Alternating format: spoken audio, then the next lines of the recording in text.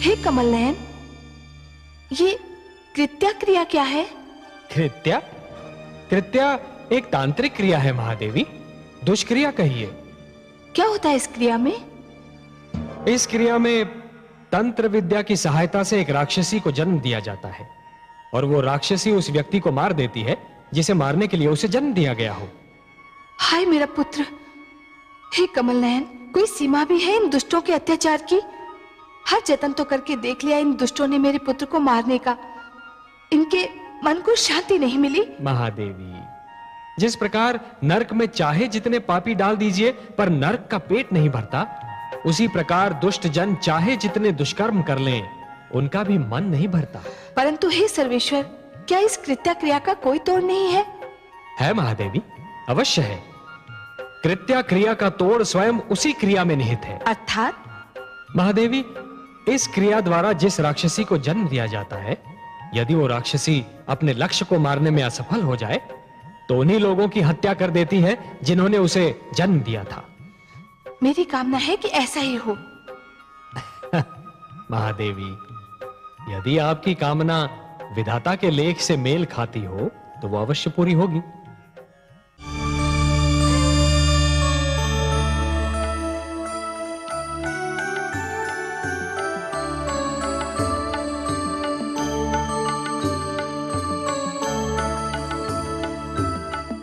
देखा आपने कमल नयन, मेरा पुत्र कितना निडर है, हाथियों से भी नहीं डरा, उनके समक्ष डटा रहा, वे ही सिर झुकाकर चले गए। महादेवी, आपके पुत्र का ईश्वर पर इतना अडिग विश्वास है कि उसने मृत्यु से भयभीत होना छोड़ दिया है। वो जानता है कि उसका जीवन और उसकी मृत्यु दोनों ही ईश्वर के हाथों में है, उन हाथियों के भारी भारी पैरों तले नहीं। आपने सत्य कहा कमल नयन, मृत्यु से क्या भयभीत होना, वो तो एक दिन आकर ही रहेगी, किंतु मृत्यु के भय से जीवन का सुख चैन खोना मूर्खता है, और ये भेद मेरे पुत्र ने जान लिया है। यूं भी उसने इतनी यातनाएं झेली हैं कि अब उसके लिए मृत्यु अर्थहीन हो गई है, इसीलिए तो उसने मृत्यु से भयभीत होना छोड़ दिया है।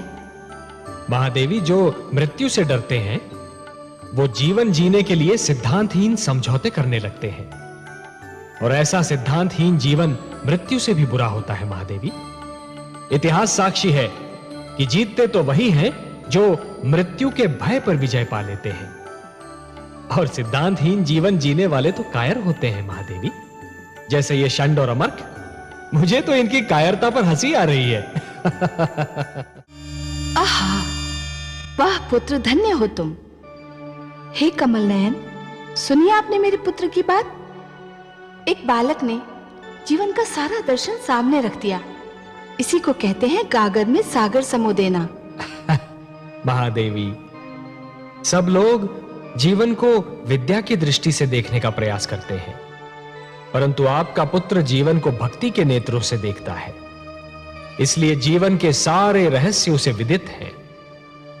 और महादेवी, प्रहलाद को जीवन का एक सीधा और सरल सत्य भी ज्ञात है, और वो सत्य ये है महादेवी कि जिस प्रकार जब एक पुरुष भटक जाता है तो केवल एक ही व्यक्ति भटकता है, परंतु जब एक नारी के पैर डगमगाने लगते हैं तो समस्त परिवार डगमगा जाता है। उसी प्रकार जब एक शिष्य भटकता है तो केवल एक ही छात्र भटक जाता है, परंतु जब एक गुरु भटक जाता है महादेवी, तो समस्त छात्र समाज भटक जाता है, और जब समाज भटक जाता है महादेवी, तो समस्त राष्ट्र का संकट बन जाता है। परंतु हे कमल नयन, इतनी छोटी सी बात दैत्य गुरु शुक्राचार्य की समझ में क्यों नहीं आती? इसके कई कारण हैं महादेवी। हठ, अहंकार, घायल अहम की पीड़ा, और सबसे बढ़कर बुद्धि और विवेक का अंधा विरोध। उन्होंने अपनी सद्बुद्धि को अपने अहंकार के पास रहन रख दिया है। दैत्य गुरु शुक्राचार्य स्वयं भी भटक रहे हैं और हिरण्यकशिपु को भी भटका रहे हैं। हे कमल नयन, दुष्ट हिरण्यकशिपु की बुद्धि पर तो उसके झूठे अहंकार ने अधिकार जमा लिया है। अपने ईश्वर होने के मद में वो कब का भूल चुका है कि वो प्रहलाद का पिता भी है। परंतु दैत्य गुरु शुक्राचार्य को क्या हो गया है? वो तो 2 पुत्रों षंड और अमर्क के पिता भी हैं। वो किसी के पुत्र का वध करने की बात कैसे सोच सकते हैं? उनका पितृत्व क्यों खो गया है? क्रोध के कारण महादेवी, क्रोध के कारण। जिस प्रकार अग्नि सूखी लकड़ी को सरलता से जला देती है, उसी प्रकार क्रोध सुंदर भावनाओं को सहजता से भस्म कर देता है। हे नारायण, दैत्य गुरु शुक्राचार्य तो विद्वान हैं, तो फिर वो ये क्यों भूल गए कि क्रोध विवेक का शत्रु है? उसे भूलने का कारण है उनका मुझसे वैर। वो मेरे विरोधी हैं, इसलिए मेरा विरोध करने की धुन में वो विवेक तो क्या स्वयं को भी भूल गए हैं। मेरा विरोध करने की भावना उनकी विद्वत्ता पर भारी पड़ चुकी है महादेवी। और अब दैत्य गुरु शुक्राचार्य कोई भी सीमा पार कर सकते हैं। आश्चर्य है, क्या दैत्य गुरु शुक्राचार्य ये भी नहीं जानते कि सीमा से अधिक विरोध अपने ही दुख का कारण बन जाता है?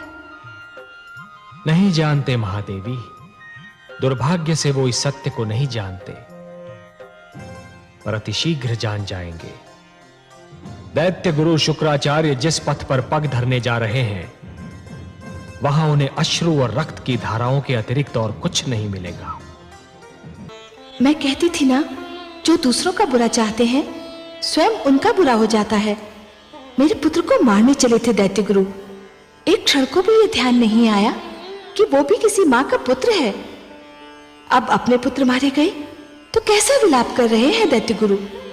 सिंगिका की भांति दैत्य गुरु भी अपने दुख को केवल दुख समझते हैं। उनके लिए दूसरों का दुख केवल परिहास की सामग्री होता है। आप सत्य कह रही हैं महादेवी, इसलिए मैं बार बार यही कहता हूं कि कभी किसी को किसी का बुरा नहीं सोचना चाहिए, क्योंकि जो भी व्यक्ति किसी और का बुरा सोचता है, अंत में उसका भी बुरा हो ही जाता है। दैत्य गुरु को अपने तंत्र मंत्र पे बड़ा विश्वास था। समझ रहे थे कि उनके तंत्र मंत्र से बड़ी कोई शक्ति है ही नहीं। यह उनका भ्रम है महादेवी, उनका भ्रम है। जो भी व्यक्ति ये समझते हैं कि यह तंत्र मंत्र, ये सर्वनाश और अंधकार की शक्तियां केवल किसी और को ही क्षति पहुंचा सकती हैं, तो वो उनका भ्रम है। सत्य तो यह है महादेवी कि जो ईश्वर के सच्चे भक्त होते हैं, जो स्वयं ईश्वर पर संपूर्ण विश्वास करते हैं, ये तंत्र मंत्र की शक्तियां उनका बाल भी नहीं बांका कर सकती। हे महादेवी, जिस प्रकार द्वेष और घृणा का मारा व्यक्ति पड़ोसी के घर को जलते हुए देख ये भूल जाता है कि उसी अग्नि की लपटें स्वयं उसका घर भी जला सकती हैं, उसी प्रकार जो व्यक्ति तंत्र मंत्र में विश्वास करता है, वो ये भूल जाता है कि यही तंत्र मंत्र की शक्तियां स्वयं उसका भी सर्वनाश कर सकती हैं। सत्य है सर्वेश्वर, आप जो कह रहे हैं उसका एक एक अक्षर सत्य है। देखिए तो महादेवी, कोई भला सोच भी सकता है कि इतने महान दैत्य गुरु शुक्राचार्य अपने पुत्रों की मृत्यु पर इस प्रकार विलाप करते हुए दिखाई देंगे? सुना आपने कमल नयन? देखा मेरे पुत्र का भोलापन? लीजिए, अब उसकी अंतिम इच्छा भी पूरी कीजिए। बड़ा विचित्र है ये बालक भी, शत्रुओं के दुख पर भी यूं बिलख पड़ता है जैसे कि ये अपना दुख हो। महान है ये बालक महादेवी, महान है ये बालक। जब ये हंसता है तो सारा संसार इसके साथ हंसता है, पर जब ये रोता है तो अकेला ही रोता है। यदि रोने वाले के साथ कोई रो दे तो वो व्यक्ति श्रेष्ठ कहलाता है महादेवी, महान कहलाता है। दूसरों के दुख को अपना दुख तो केवल वही व्यक्ति समझ सकता है जिसका हृदय दर्पण की भांति स्वच्छ हो। पर यह कहने की आवश्यकता थी कि ये उसकी अंतिम इच्छा है और इसके उपरांत वो आपसे कभी कुछ नहीं मांगेगा? महादेवी, ये कहकर उसने स्वार्थी दैत्य गुरु शुक्राचार्य के सामने यह सिद्ध कर दिया है कि वो स्वयं कितना निस्वार्थी है, कभी अपने लिए कुछ नहीं मांगता। यदि हाथ पसारता भी है तो दूसरों के लिए। संभवतः आपका पुत्र भी यह समझता है कि मेरे भक्त मेरे वश में हैं, किंतु सत्य तो यह है महादेवी कि स्वयं मैं अपने भक्तों के वश में हूं। अपने प्रेम से, अपने विश्वास से, अपनी भक्ति से और अपनी श्रद्धा से मेरे सारे भक्त बार बार मुझे उनकी सहायता करने के लिए विवश करते रहे हैं और करते रहेंगे। और मुझे अपनी इस विवशता पर कितनी प्रसन्नता होती है, इसका मैं क्या वर्णन करूं महादेवी, इसका मैं क्या वर्णन करूं। मैं आपके इस पुत्र की प्रार्थना और मेरे इस भक्त की प्रार्थना को कैसे टाल सकता हूं महादेवी।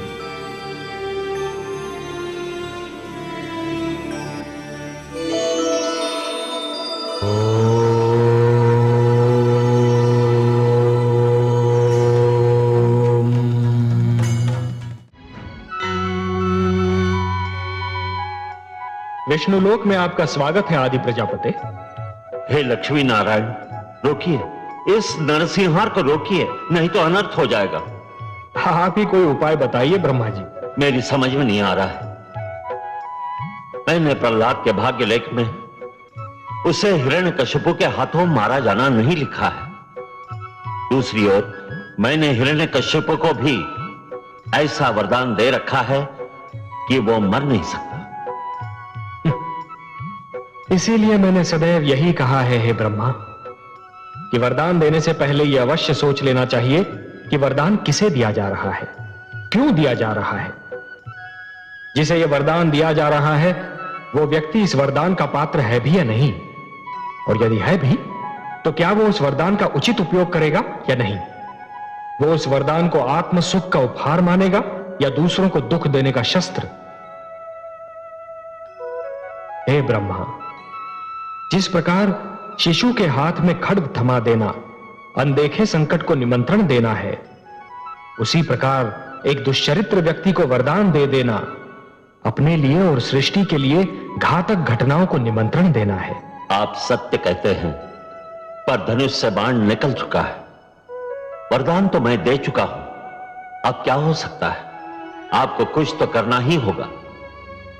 मेरे वरदान के अनुसार हिरण्यकशिपु न दिन में मर सकता है, न रात में, न घर के भीतर मर सकता है, न घर के बाहर, न धरती पर मर सकता है, न आकाश में, न कोई पशु से मार सकता है, न मानव अथवा देवता, न कोई अस्त्र उसकी मृत्यु का कारण बन सकता है, और न ही शस्त्र।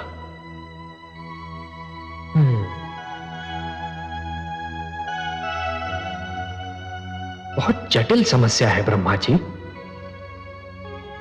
मुझे आपके वरदान का मान भी रखना है और पुत्र प्रहलाद की रक्षा भी करनी है। आप सत्य कह रहे हैं, मुझे कुछ तो करना ही होगा।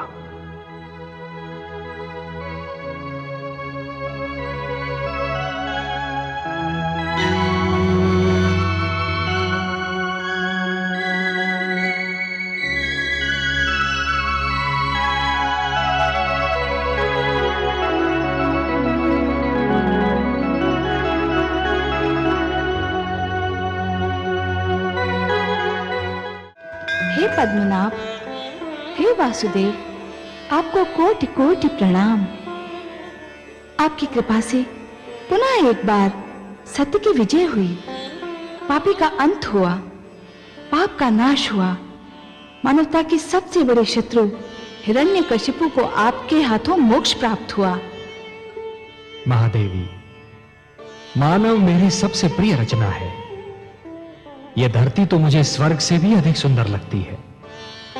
इसलिए जब भी कोई पापी धरती की सुंदरता को नष्ट करने का प्रयास करता है, जब भी कोई नराधम मानव को या मानवता को रौंदने का प्रयास करता है, तो मैं नरसिंह बनकर उसका वक्ष स्थल फाड़ देता हूं। मैं वराह बनकर उसका उदर चीर देता हूं, या फिर मैं मत्स्य बनकर उन दुराचारियों को जल समाधि दे देता हूं। आपकी इस कृपा के लिए मानव और धरती के साथ साथ मैं भी आपके आभारी हूं कमल नयन। जिस प्रकार आपने पुत्र प्रहलाद की रक्षा की, सारी संसार की माताओं की ओर से मैं आपको धन्यवाद देती हूँ। महादेवी, जिस प्रकार संतान को दूध पिलाने के लिए किसी माता को धन्यवाद नहीं दिया जाता, जिस प्रकार परिवार का पालन पोषण करने के लिए पिता को धन्यवाद नहीं दिया जाता, और जिस प्रकार फल देने के लिए वृक्ष को धन्यवाद नहीं दिया जाता, उसी प्रकार अपने भक्तों की रक्षा करने के लिए मेरा भी धन्यवाद देने की कोई आवश्यकता नहीं है महादेवी। मैं तो पिता हूं, सर्वेश्वर हूं। और यह समस्त विश्व मेरा परिवार है। भक्त प्रहलाद तो मेरा एक महान भक्त है महादेवी, और अपने भक्तों से मैं इतना अधिक प्रेम करता हूं कि कदाचित स्वयं अपने आप से नहीं करता। सत्य है कमल नयन, इसीलिए तो हिरण्यकश्यप पर आपके क्रोध का स्मरण करके मुझे अभी भी रोमांच हो रहा है। महादेवी, एक पापी, एक अत्याचारी कभी भी मेरी दया का पात्र नहीं हो सकता। हिरण्यकशिपु के पापों का घड़ा मेरे भक्तों से रक्त से भर रहा था। कोई भी दिन ऐसा नहीं था जिस दिन उसने मेरे भक्तों की हत्या न की हो। जिस क्रूरता से उसने विष्णु नाम के बालक की हत्या कर दी, उसी क्रूरता से मैंने भी उसका वध कर दिया। आपको उस पापी के लिए कैसा भयानक रूप धारण करना पड़ा था? महादेवी, अपने भक्तों की रक्षा करने के लिए मैं कोई भी रूप धारण कर सकता हूं। जैसे आज नृसिंह अवतार धारण करके मैंने उस पापी हिरण्यकशिपु का वध कर दिया, जो स्वयं अपने ही पुत्र का वध करना चाहता था, केवल अपने पाखंड की रक्षा करने के लिए। अपने स्वार्थ, अपनी महत्वाकांक्षा के सामने वो ना तो राजधर्म को निभा पाया, न एक पति के धर्म को, और ना ही पिता के धर्म को। मैंने उसके वंश में प्रहलाद जैसे बालक को जन्म दिया। प्रहलाद, जिसका मुखमंडल देखकर स्वयं अत्याचार को भी दया आ जाए। परंतु हिरण्यकशिपु को दया नहीं आई महादेवी। महादेवी, यह धरती मैंने ऐसे अत्याचारियों के लिए नहीं बनाई। यह धरती मैंने ऐसे हत्यारों के लिए नहीं बनाई। इस धरती की सुंदरता धमाके से उजाड़ने के लिए मैंने नहीं बनाई महादेवी। इसलिए आज मैं यह पुनः घोषणा करता हूं, परित्राणाय साधूनां विनाशाय च दुष्कृतां धर्म संस्थापनार्थाय संभवामि युगे युगे। जब जब धर्म पर संकट आएगा महादेवी, और ये दुष्ट जन महात्माओं को कष्ट पहुंचाएंगे, तब तब धर्म की रक्षा करने में आऊंगा, धरती और मानवता की रक्षा करने में आऊंगा, और हर युग में आता रहूंगा।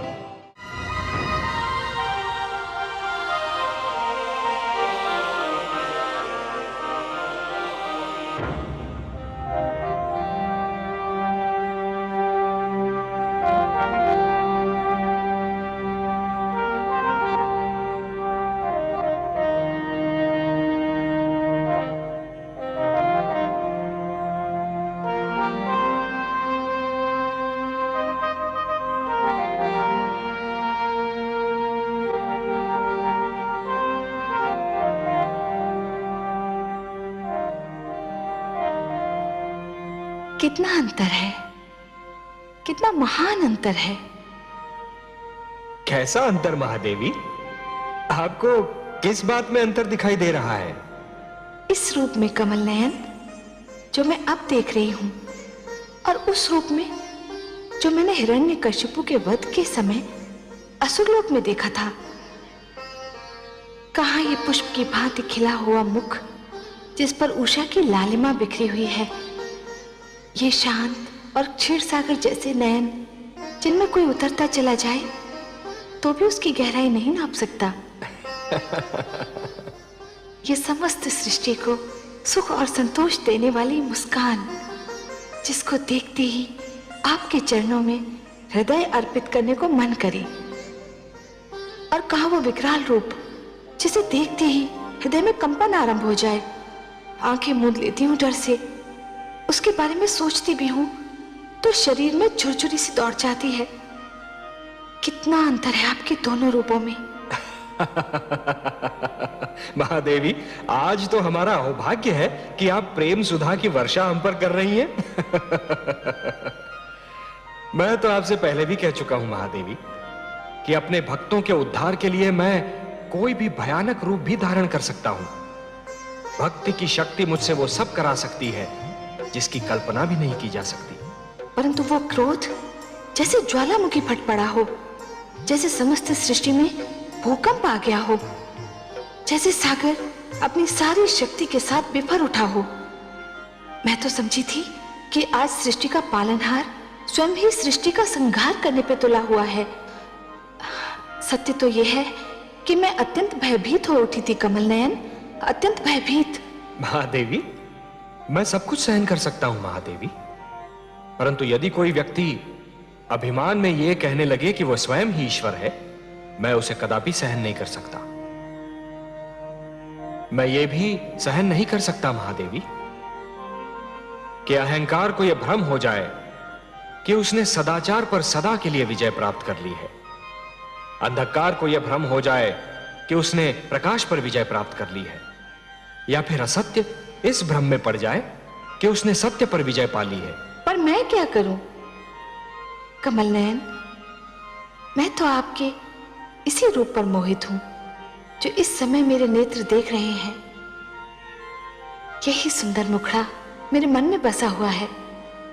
ये मुकुटधारी ललाट, यही सूर्य और चंद्र को लजाने वाला सुंदर मुखड़ा, ये दीप समान जगमगाते नेत्र, इसी को देखकर ही तो मैंने अपना हृदय आपके चरणों में रख दिया था।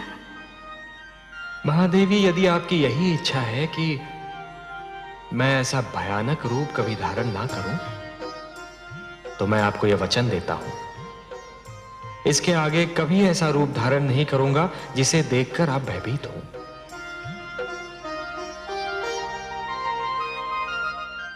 कमल नयन, कितने आश्चर्य की बात है, आपने ध्यान दिया? आप किस आश्चर्य की ओर संकेत कर रही हैं महादेवी? मैं तो कारागार में पुत्र प्रहलाद के देवराज इंद्र के प्रति उदारता के भाव को देख रहा था। मेरा संकेत भी उसी ओर है। कहाँ वो इंद्र, देवताओं में असुर, और कहाँ हमारा पुत्र प्रहलाद, असुरों में देवता। पुत्र प्रहलाद ने उन देवराज इंद्र को उनका देवलोक लौटाया जो कभी उसे मारना चाहते थे। यदि पुत्र प्रहलाद उनका इंद्रासन नहीं लौटाता तो वो क्या कर लेते?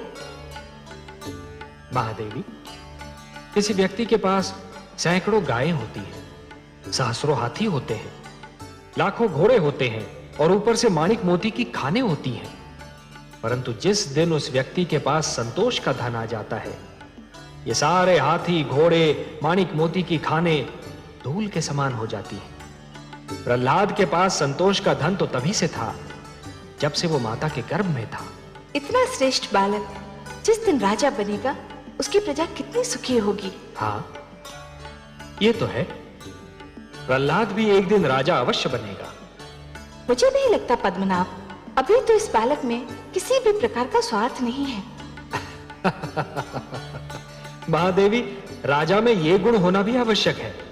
जो व्यक्ति निजी स्वार्थ को त्याग नहीं सकता, वो अच्छा राजा कभी नहीं बन सकता। मैं सोचती हूँ कमल नयन, क्यों ना सारा संसार प्रहलाद की भांति हो जाए। महादेवी, जैसे स्वाति की हर बूंद मोती नहीं होती, जैसे कोयले की हर खान में हीरा नहीं होता, जैसे असंख्य तारों के बीच एक ही चंद्रमा होता है और समस्त ग्रहमंडल में एक ही सूर्य होता है, वैसे हर प्राणी प्रहलाद तो नहीं हो सकता ना महादेवी। एक इतिहास पुरुष को बनाने के लिए मुझे असंख्य प्राणियों को जन्म देना पड़ता है, और इसीलिए है महादेवी, प्रहलाद की महिमा के लिए हिरण्यकशिपु का होना आवश्यक है। आप सत्य कहते हैं पद्मनाभ। वो देखिए कमल नयन, पुत्र प्रहलाद शुक्राचार्य के आश्रम की ओर क्यों जा रहा है? महादेवी, दैत्य गुरु शुक्राचार्य असुर लोक को त्याग कर जाने वाले हैं। हो सकता है कि पुत्र प्रहलाद शिष्टाचार के नाते उन्हें विदा करने जा रहा हो।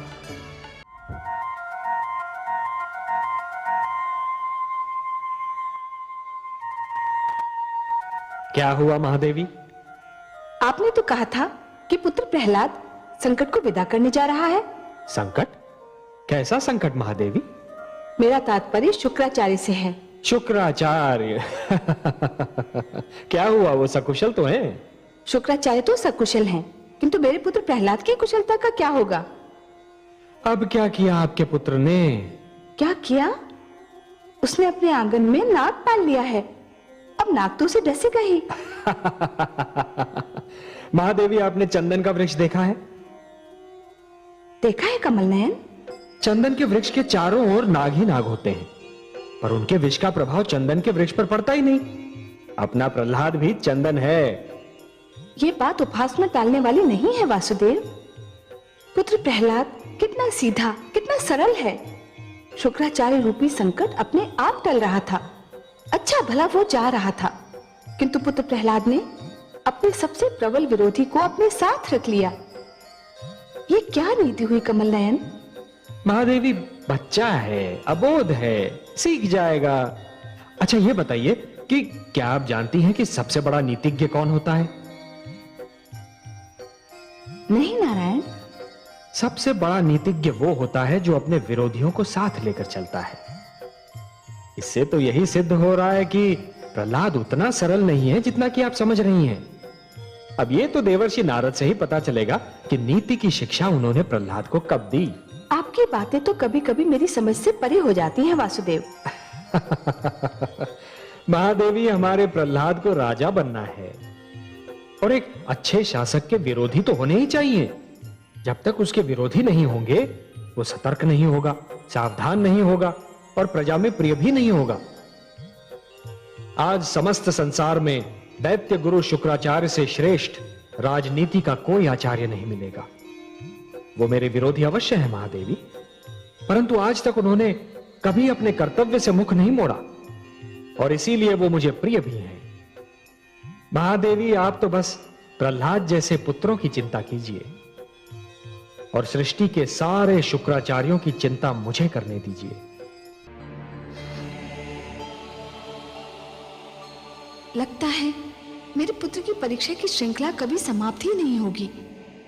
बेचारा उस समय से परीक्षा दे रहा है जब से माता के गर्भ में आया था, और उसी समय से हर तपस्या में वो सफल भी हो रहा है। जन्म से मृत्यु तक परीक्षाओं से जूझना ही तो जीवन का सौंदर्य है महादेवी।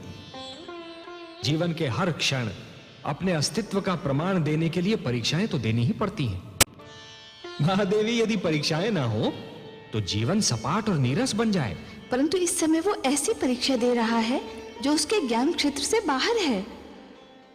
कया तो स्त्री होकर नहीं पहचान पाई कि शिशु को दूध पिलाने वाली 2 स्त्रियों में से वास्तविक माता कौन है। मेरा पुत्र तो पुरुष है, वो ये कैसे पहचान पाएगा?